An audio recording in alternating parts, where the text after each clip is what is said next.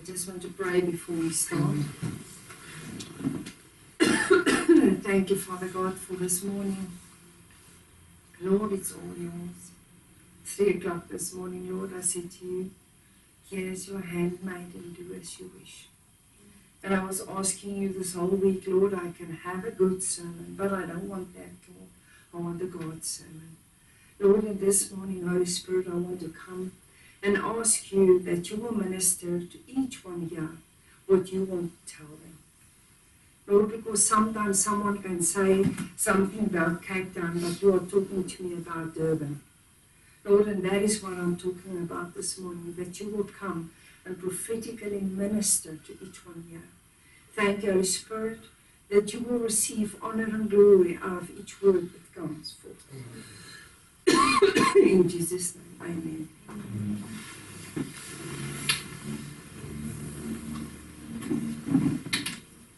I thank you, Lord, for no interference on my voice. In Jesus' name. You know what? Thank you for each one that is here this morning. You know what I realize is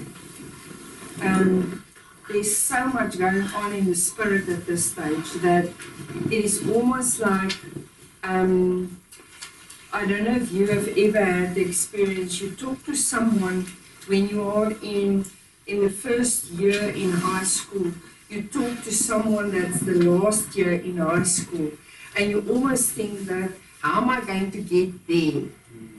And they tell you have so many subjects, and somewhere you have to choose more specifically what subjects you want to choose. And then the training starts, and you have to write exams as you finish it. And this week, God was talking to me in 5 different strands of things that He was talking to me. And I was the whole time aware of, I need to bring a word this morning, but you know, God can teach you here, but actually God is with each one of you there. So for me to bring this word, I had a beautiful typed out one that I worked on many hours. And then 3 o'clock this morning, God said, okay, clean the page, we start from scratch. So I prefer to speak what is on His heart than what's going to make Welma tick, you know. So that is where we are this morning. So as the Lord leads, I'm going to bring in some of these strands that He's busy building in me and training me on, because God's a very good teacher. And if He starts on a topic, it's actually amazing to just follow His lead, because then He's teaching you. And that's basically how I became what I am today, is the leading of the Holy Spirit and how God trained me.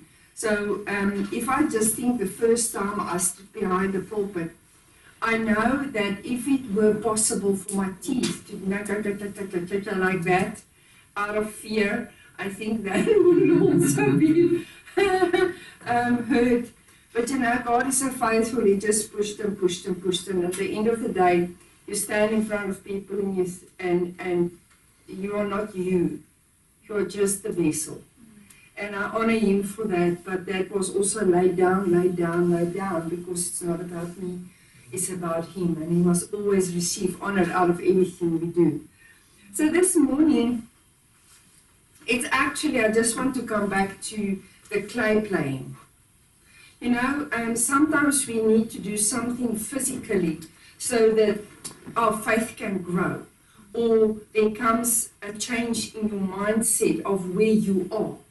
And as the Lord was unpacking to me at this stage about the fivefold and how the fivefold must come back to church, how to get them back to church, how to bring unity back into the body, and so on. There's a lot of things in that regard that He's busy talking to me. And that's why this is a prophetic and an apostolic house. This is also where the foundations are built. So that is why we are here this morning, playing with clay, but actually declaring in the atmosphere that giftings, callings, it is God's, and how He uses it and how He do it, that is rather where I want to be. as to how I want to figure it out in my brain. Because to know how I'm going to build Annette and how I'm going to do Marty and how God wants to do this, at the end of the day, I'm a bundle on the mat, on the carpet, crying because I don't know how to do the blueprint of God.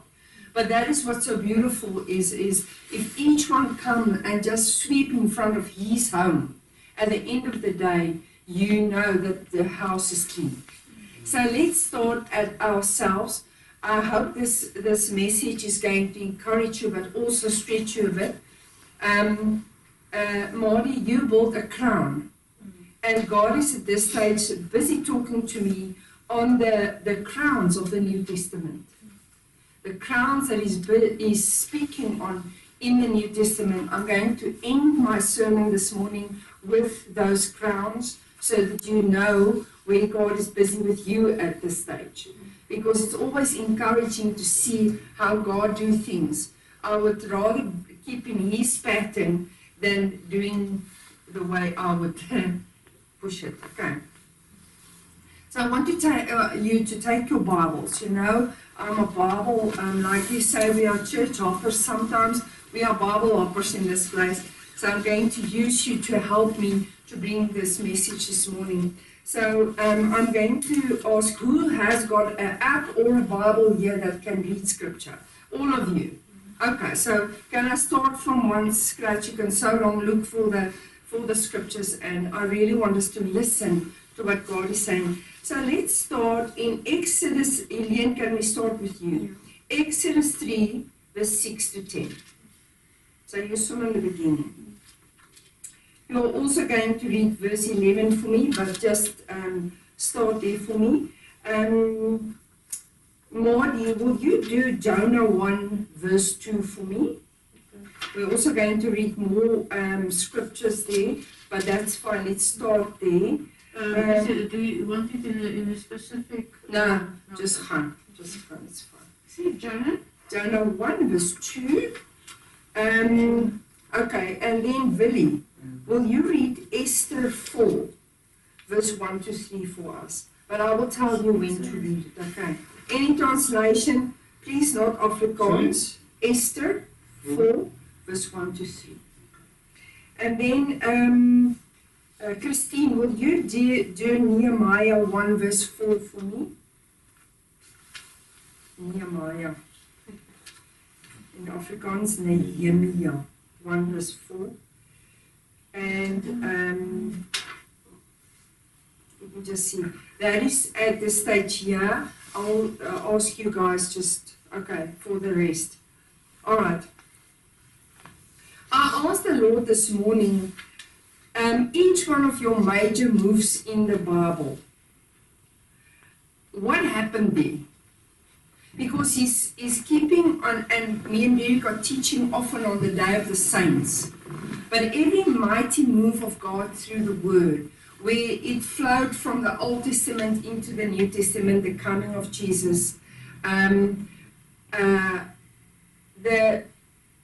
the action he took with Moses to move the Israelites to the Promised Land.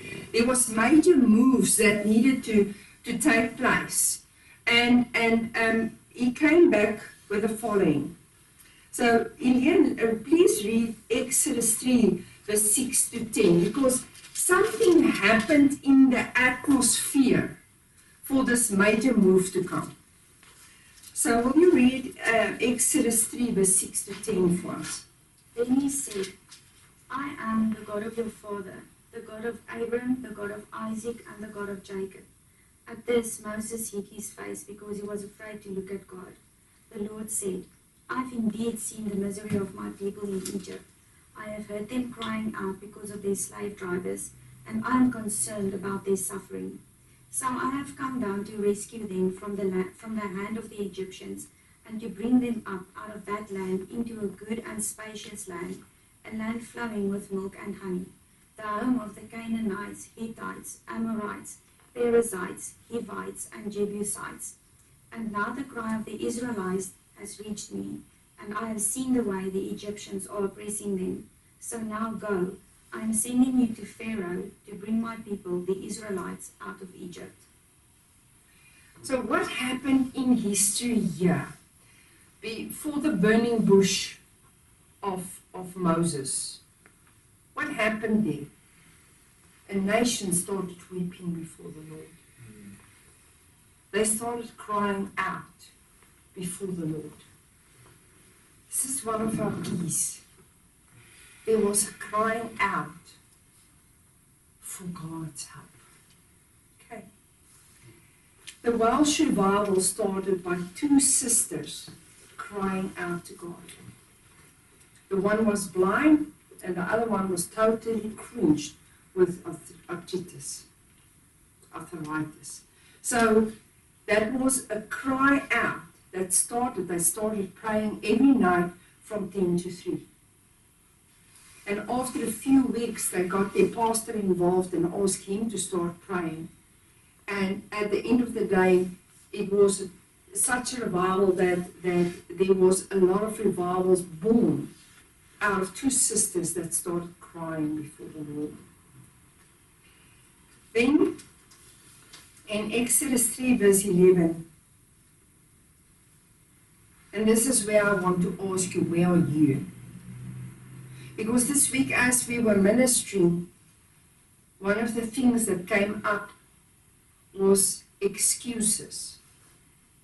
We all see this morning that we are connected, but we are full of excuses. So now, Exodus 3 verse 11, who am I that I should go to Pharaoh and bring the Israelites out of Egypt? That's verse 11. So God said to him, your nation is crying. What is happening in our nation? What is happening in our streets? What's happening in our families? What is happening with your clients? There's a weeping going out. And we are full of excuses. Now the government must do it. Now the pastors must do this. But there's a cry out from a nation, and that moves God to the front of his chair. If there comes a cry out.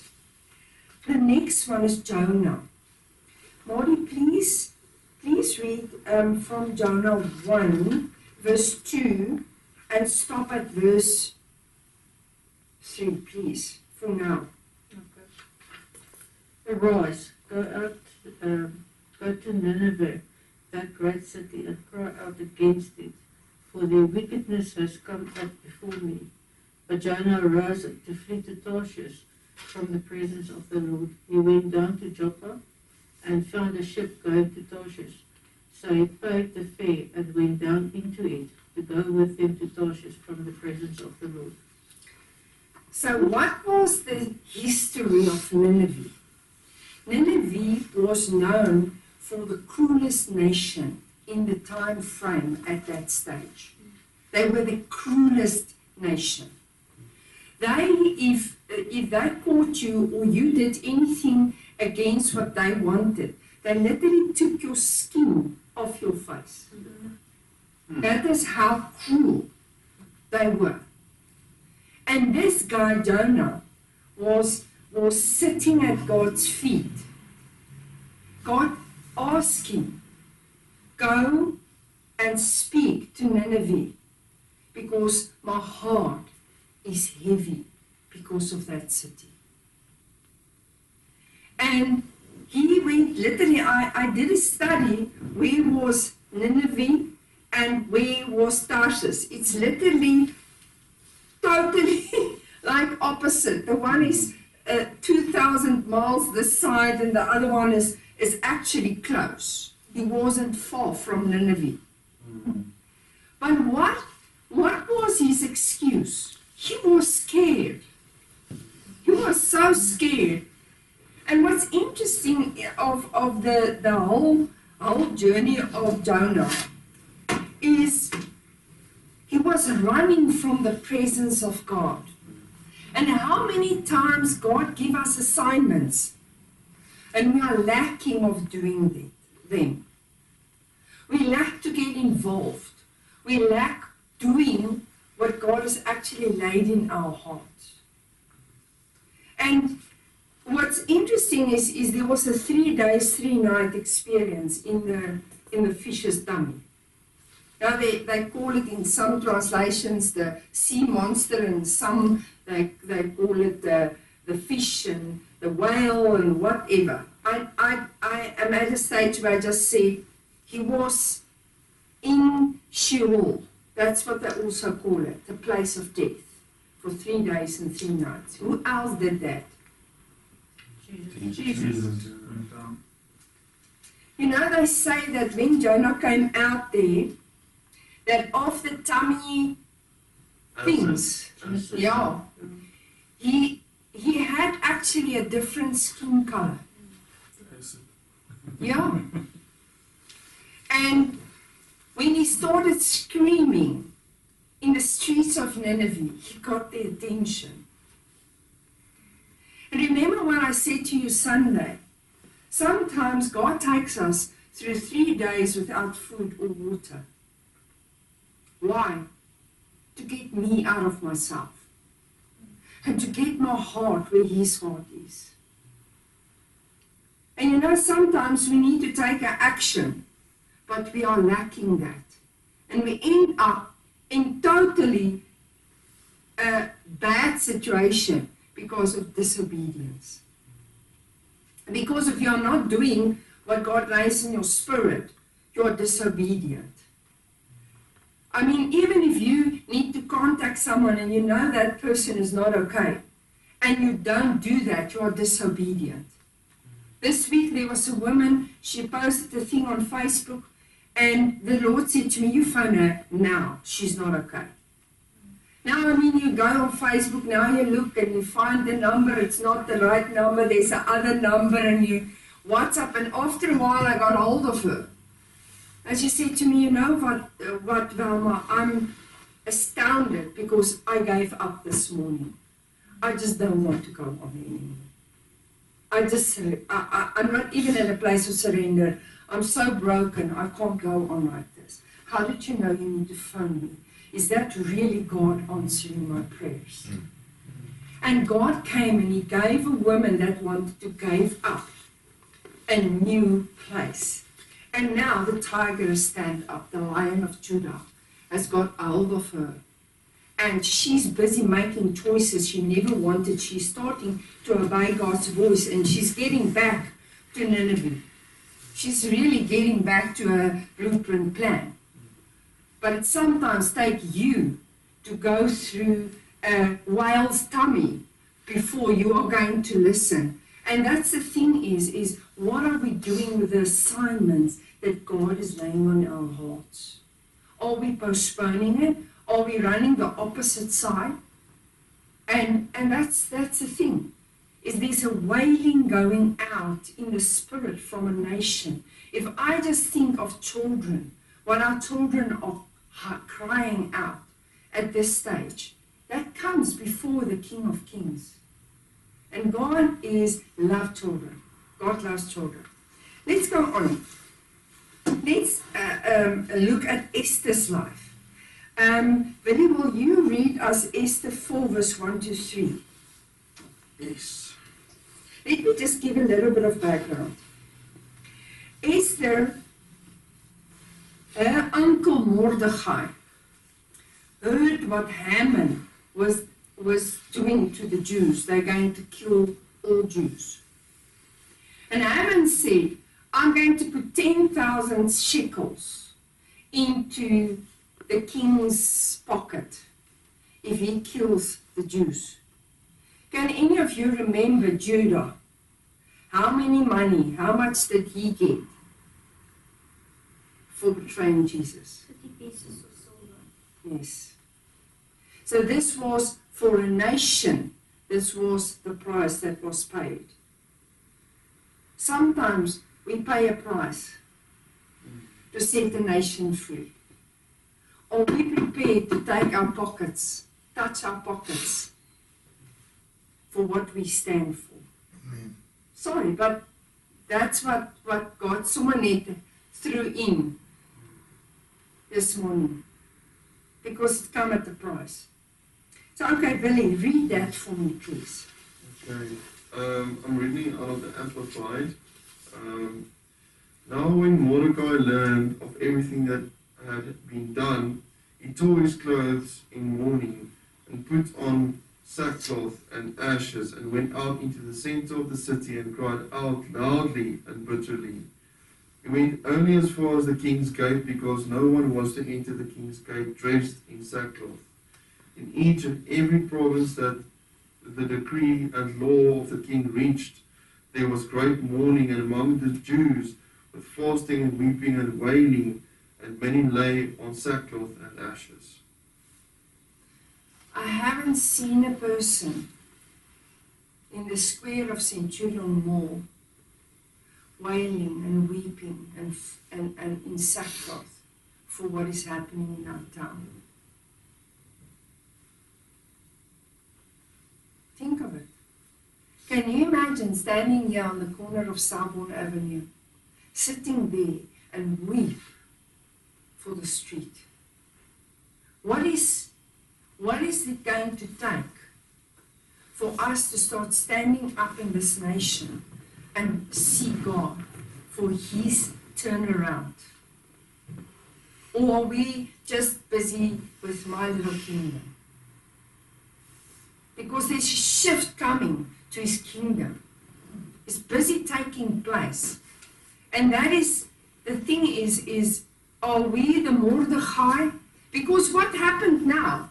When Esther heard what her uncle were busy doing, because she didn't know what the background was, she sent someone with new clothing to him. Don't we sometimes do that too? When someone is upset, just bring them a meal, they will calm down.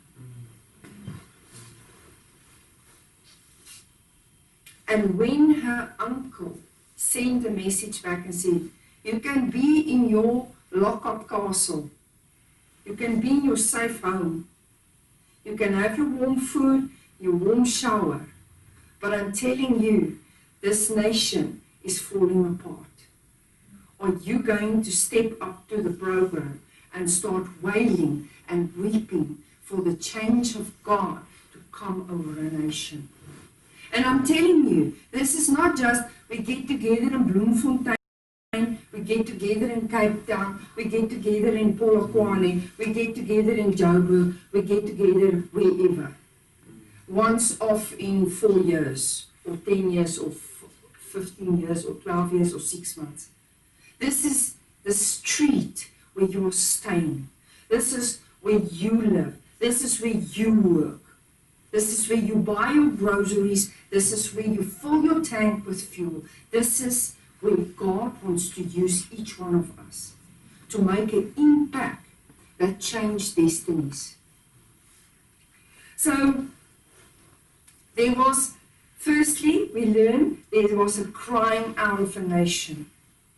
Then there was again a wailing, a fasting, and a mourning in Esther. Then Jonah went through what he went through in disobedience, and God also saved Nineveh. They even put the animals on a fast. Now, I don't know, we have Usman here at the back, or Zak. If you don't give Zak for 3 days, you will think his tummy cut off. Yeah. Okay? But even the animals of Nineveh stopped eating. And that is the time of mourning that city went in, and God saved that city. God says, if I can find one righteous man in a city, I will save a whole city. How many of us is here? What is it that it's going to take from you to start doing? And is it going to take a burning bush? Sorry, but I'm just asking. Because the burning fire of God's Holy Spirit is in us. We are in a new dispensation, and God is speaking to us. So now we go to Nehemiah. Nehemiah 1 verse 4. Will you read for us, please? Okay. So it was, when I heard these words, that I sat down and wept and mourned for many days. I was fasting and praying before the God of heaven. Yes. So once again, he got news from Jerusalem. He was staying in another nation where he was captivated and taken there. And he got news that Jerusalem's walls and everything is falling apart. And he went into that place where he fasted and prayed and continually before the King of Kings. Guys, if you know that your family is not okay, are you still doing that thing of build a bridge and get over yourselves? Because we do that. We do that. Or are you wailing and weeping before the Lord for their souls? You know, Job went, every time his children got together, he bring an offering to the Lord, for maybe they have sinned. But you know, I think in a sense, where are we with that? And I don't say we just want to cover it with sorry Lord, and we do communion. I think there's more necessary in the body of Christ at this stage. Because there's a weeping in the atmosphere from the King of Kings. It gets to God's ears, if you hear what I'm saying. Okay. I'm going to just give 4 points that stood out for me. In all of these examples, there was a portion of surrendering my will for the will of God. That's the key for me to change the atmosphere over a place. Is to lay my will, my plan, my purpose, my planities, to lay that down and pick up God's crown. That's why I said the crowns is very profound, because the 24 elders in Revelation, they took their crowns and they went and they put it down at God's feet in heaven. That means that is what we as children of God needs to go and do. That it's not about me, I and myself anymore. How like I need to be at work, who I know, where I am, what car I'm driving. We are so need to get over that place. The second thing is seeking God with everything in us. Mordecai didn't care who saw him in his sackcloth and weeping in the center of the town. He didn't care anymore.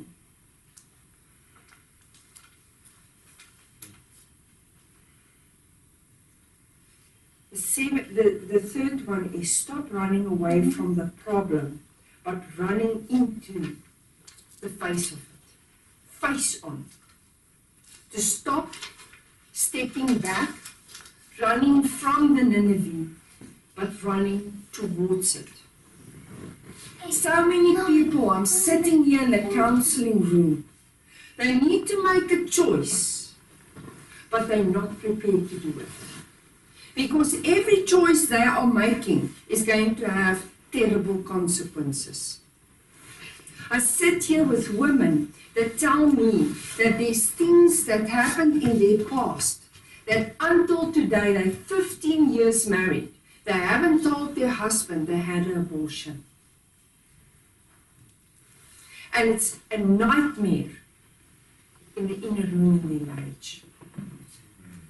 And she tell you, if I tell him I had a out of marriage relationship, my 22-year-old marriage will be gone. Kom in, sien. So your 22-year-old marriage will be over when I tell my husband the truth. And so many of us are on pills. We need that little tot in the evening just to calm our nerves. But why is that necessary? You know, yesterday I read a posting that said, when women know that they are their husband's sweetheart, they prosper. And me and Derek spoke on it, and I said to him, but you know what, that's also true for men. If you know that you are your wife's sweetheart, there's just something there that's not just, there's a raw honesty in that statement for me. Because that means we are safe with each other. We can trust each other no matter what happened to us. We'll face it together. And that is this one, is stop running away from the problem, but running into the face of it. The victory place is God. And you know what? In 12 years ago, I burned out. Not because I worked hard, but because I was in an abusive marriage at that stage. And I didn't want to take a choice to walk away. Because I know when I'm walking out of that, I am not in the financial place to look after 3 sons. I'm not in a financial place to have a career that is so wow. We had our own businesses, so I'm going to lose all those businesses too. And I didn't have a degree to fall back on. So I knew very hard times is ahead of me and the boys. But you know, between what was wrong and what was right, and everyone tells you just need to submit more. Everyone tells you, but it's because of you. If you just try harder, all that things. And it brought me to a place where I said, but God, where are you in that? Because I wanted God to carry the consequences of the choices I'm busy making. And that is the thing is if you keep back on making a choice, you are actually robbing yourself. You are robbing the kingdom. And you are holding back of walking in your blueprint plan. And you know, so many people, they sit in my office there because we work with HR, we work with payroll, we work in companies with their books and so on. And they're like, I'm so tired of my position that I am in. I just really need something else. You ask them, how long are you in the position? 4 years. There's a 4-year cycle in your career that you need to know about today. In 4 years, you need either a promotion or they need to move you to a new department that you can learn new things. You need a change after 4 years. Now, many of us grew up, our dad was 32 years in the same company and he got his golden pen and now he's got his pension. And that is the ultimate. And now God comes and He tells you after 4 years, listen, I need you to study. Now that I've got a degree, I need you to study because you need to further your career. You need to face those things. You need to break that cycle of working for one boss for 32 years because I want to give you businesses. And because no one has done it in your company, or your family for that matter, everyone gives you lip. Everyone gives you lip. But we are actually trotting water. We're not swimming anywhere, we're just hanging.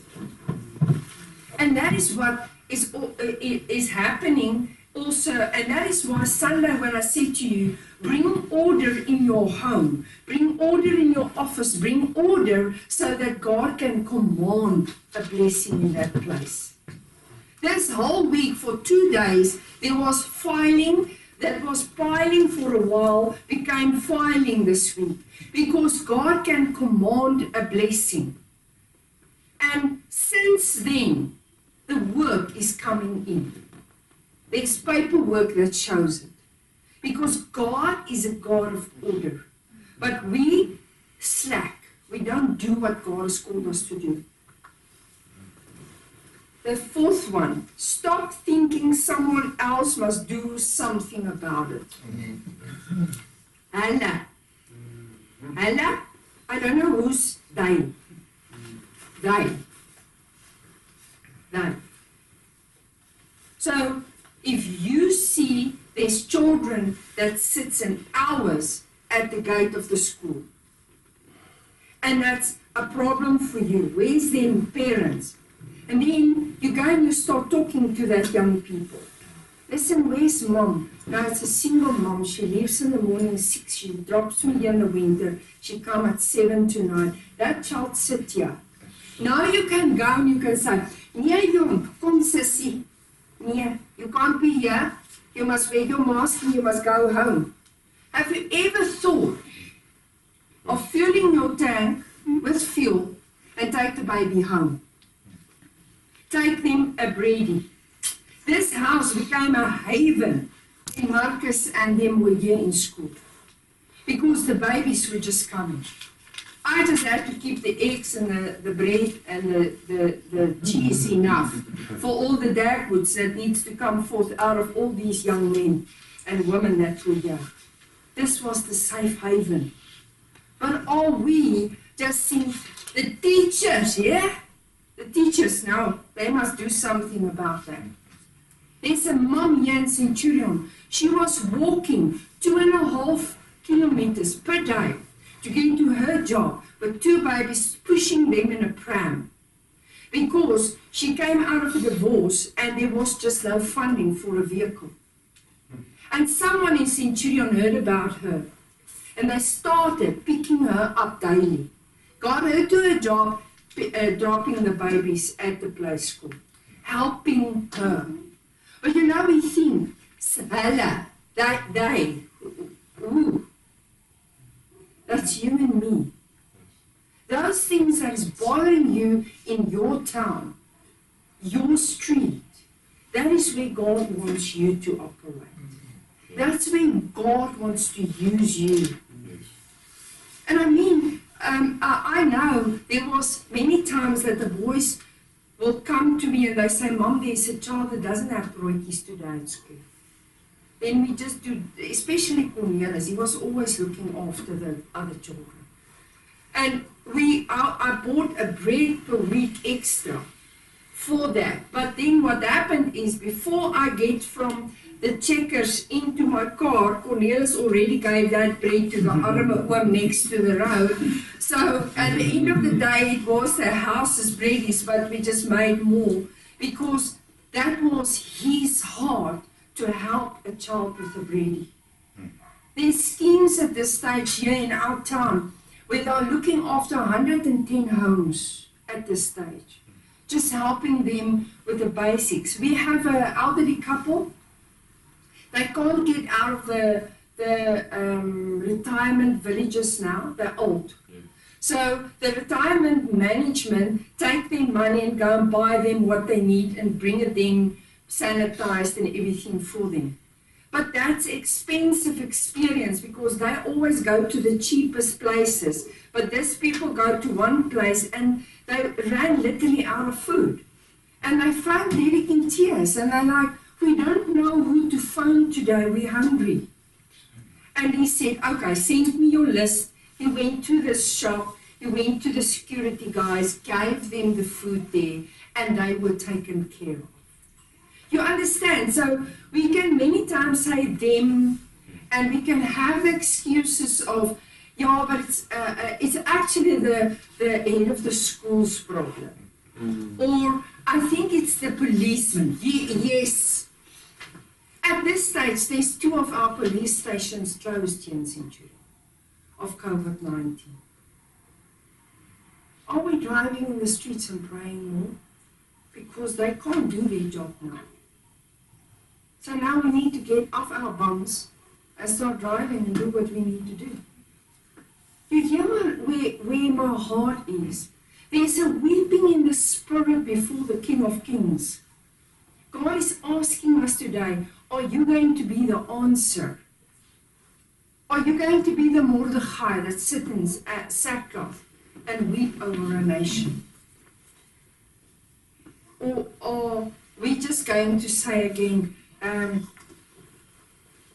I've got my mask on, and someone else will take care of what's happening? And we all have a circle of influence. We all have someone. There's another one. Here at the Stop Street, there's a guy that sells newspapers. 2 times a day, he packs him a warm bottle of tea and a broodjie.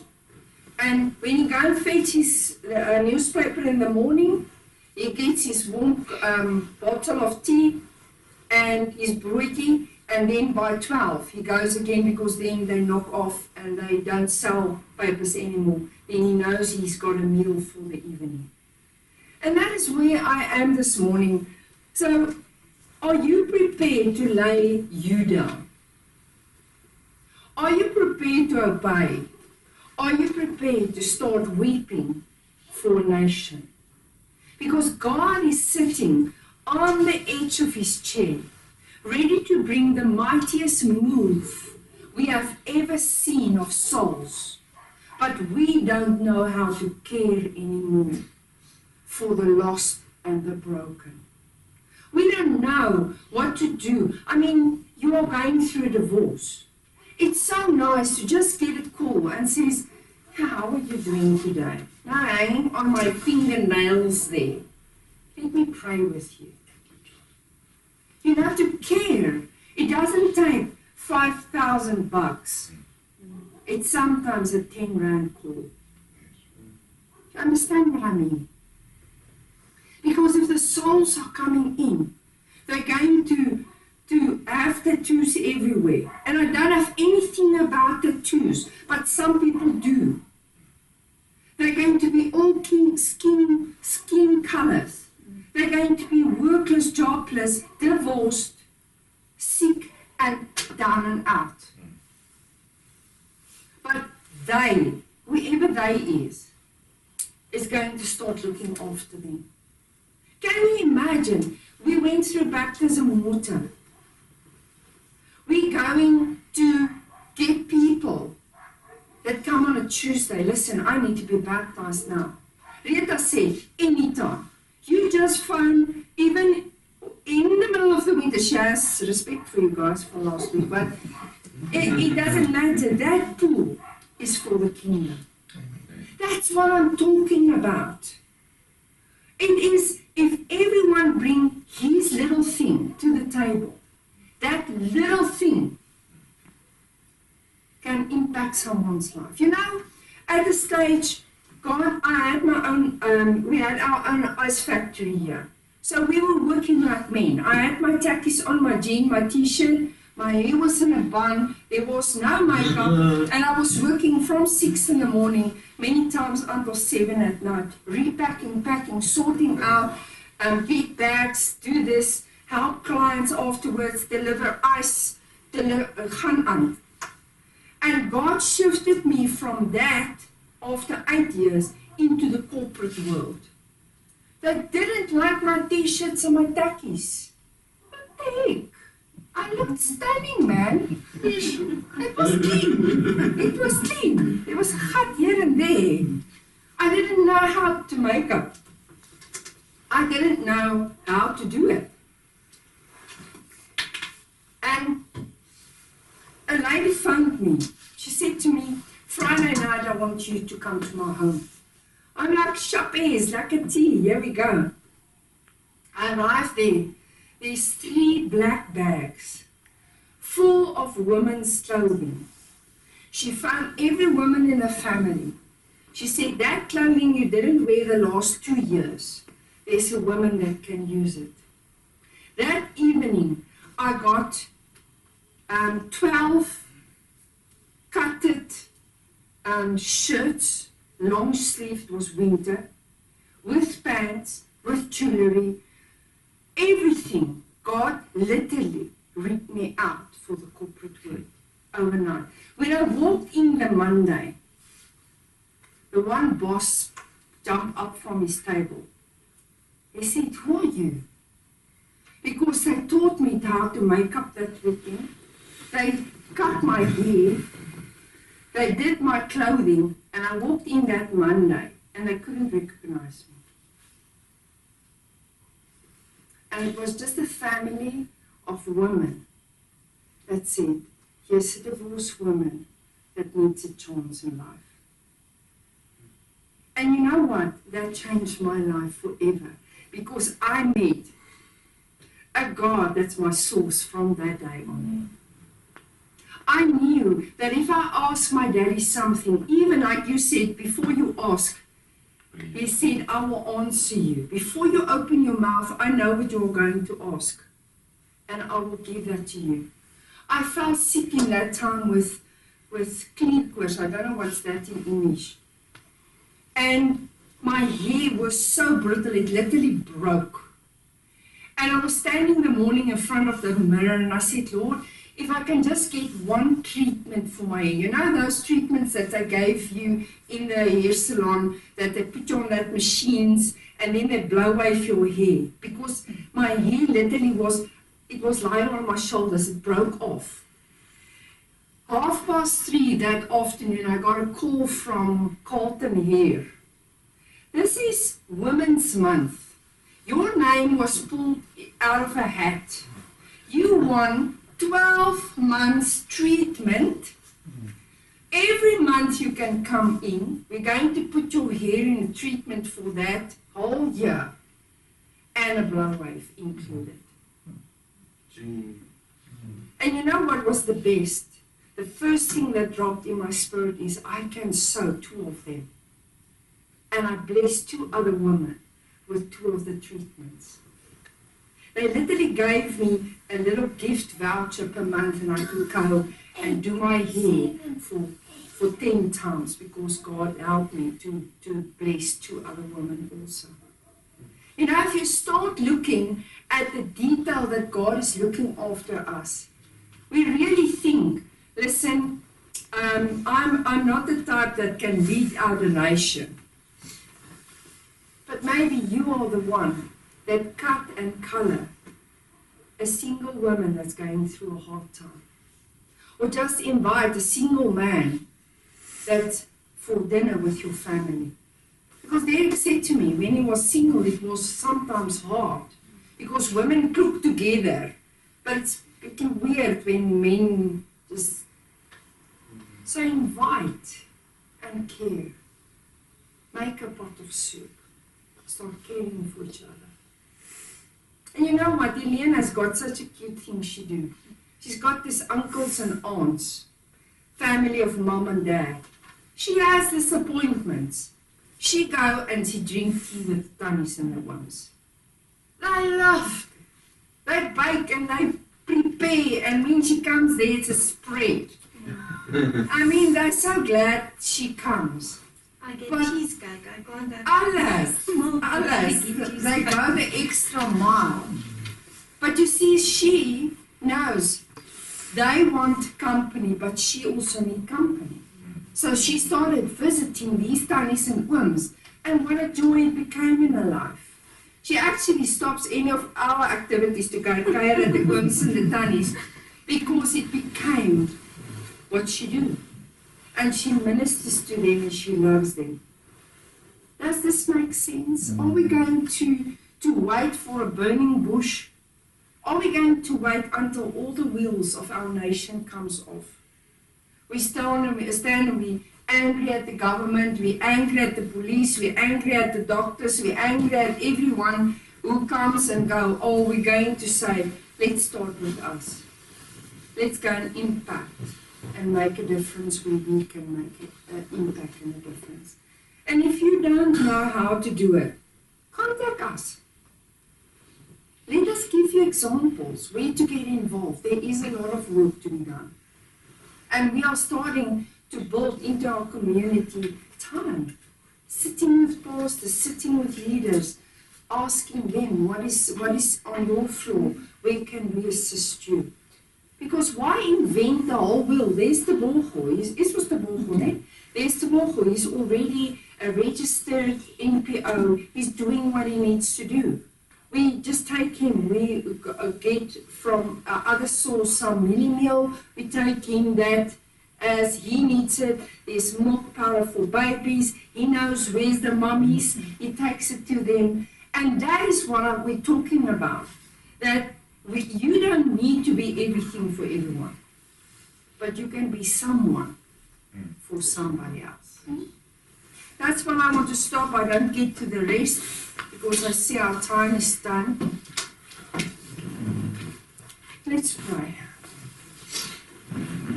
Lord, this morning you are giving us assignments. Lord, and we know that some of us were sending clothing to our Uncle Mordechai as he was weeping and wailing for a nation. To say, no man, don't do this. Put on new clothing, get over this. Where there's some of us that ran in the opposite direction of the assignment that you gave us. You told us, get involved with orphans, go and love those that's old. But Lord, we have excuses. We got tired and we got caught up in our own lives. Lord, this morning we come and we say, Lord, here we are, use us. And we put our crowns down at your feet this morning. And we say, Lord, may you be glorified and honored. Lord, and thank you that you will raise up the Moseses over our nation.